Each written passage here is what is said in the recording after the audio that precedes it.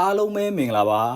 တူရီဝင်သား channel ကနေပြီးတော့ပြန်လဲကြိုဆိုလိုက်ပါတယ်ဗျဒီနေ့မှာတော့ကျွန်တော်9ရက်တလ2026ကနေပြီးတော့9ရက်တလ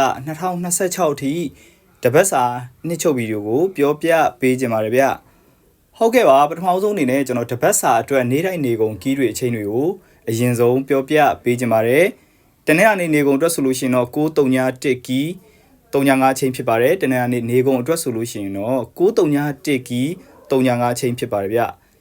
အင်္ဂါနေ့နေကုန်အတွက်ဆိုလို့ရှိရင်တော့146ကီ2ခွန်ချိန်ဖြစ်ပါတယ်146ကီ2ခွန်အချိန်ဖြစ်ပါတယ်ဗျ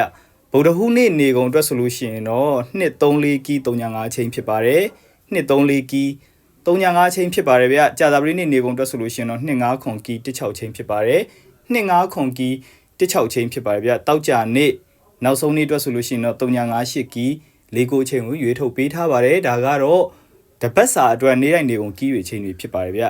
ဟုတ်ကဲ့ပါဆက်ပြီးတော့ကျွန်တော်တပတ်အတွင်းလိုက်တဲ့စိတ်ကြိုက်ပတ်တီးလေးလုံးကိုလည်းပြောပြပေးကြပါတယ်ဒီတပတ်အတွက်ရွေးထုတ်ပေးထားတယ်စိတ်ကြိုက်ပတ်တီးလေးလုံးကတော့63982ဆိုပြီးတော့စိတ်ကြိုက်ပတ်တီးလေးလုံးရွေးထုတ်ပေးထားပါတယ်63982ဖြစ်ပါတယ်ဗျဗုဒ္ဓမှုကျော်ဘရိတ်3လုံးကိုလည်းဆက်ပြီးတော့ပြောပြပေးကြပါတယ်ဒီတပတ်အတွက်ရွေးထုတ်ပေးထားတဲ့ဗုဒ္ဓမှုကျော်ဘရိတ်3လုံးကတော့4ခွန်9 break ဖြစ်ပါတယ်4ခွန်9 break ဖြစ်ပါတယ်ဗျဗုဒ္ဓမကျော်9လုံးအခွေကိုလည်းပြောပြပေးကြပါတယ်ဒီတော့အတွက်ရွေးထုတ်ပေးထားတဲ့ဗုဒ္ဓမကျော်9လုံးအခွေကတော့64235ဖြစ်ပါတယ်64235ဆိုတဲ့9လုံးအခွေဖြစ်ပါတယ်ဗျဒီတစ်ပတ်အတွက်အကြိုက်ဆုံးအတွက်ကတော့အပူနဲ့နက်ခတ်ကိုကြိုက်ပါတယ်အပူနဲ့နက်ခတ်ကိုကြိုက်ပါတယ်ဗျဒီတစ်ပတ်အတွက်မထွက်မရှိပတ်တီးနဲ့ break ကတော့2ပတ်တီးနဲ့2 break ဖြစ်ပါတယ်2ပတ်တီးနဲ့2 break ဖြစ်ပါတယ်ဗျ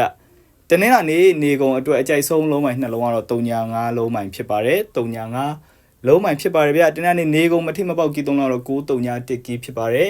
931ကီဖြစ်ပါတယ်ဗျဟုတ်ကဲ့ပါနှစ်သက်မှာလည်းအားလုံးပဲ